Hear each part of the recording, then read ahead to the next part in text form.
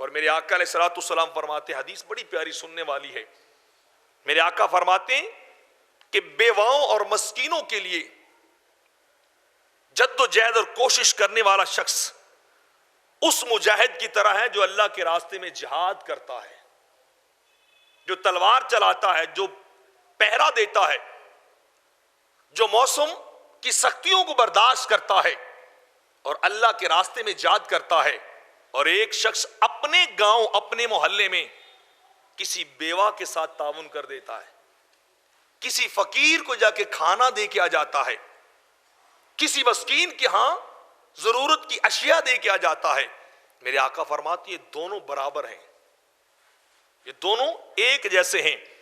اور آگے فرمایا بلکہ اس شخص کی مثال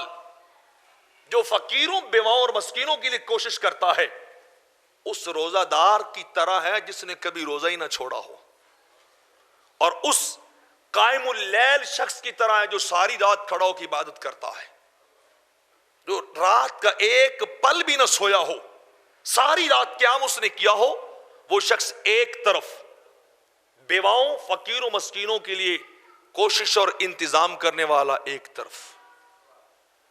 آپ خود سوچیں کتنا بڑا درجہ ہے جو رب کائنات بندے کو دے رہا ہے، کتنا بڑا مقام،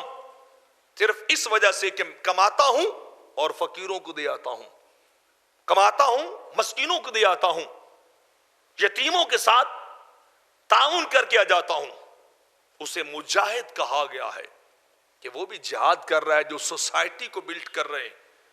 جو ویلفیئر کا کام کر رہے ہیں، جو خیراتی ادارے چلا رہے ہیں اور بھوکوں کی بھوک کا احساس کرنے والے ہیں، بھوکوں کے درد کا احساس کرنے والے ہیں، مسکینوں کو دوائی لے کے دینے والے ہیں، فقیروں تک رزق پہنچانے والے ہیں۔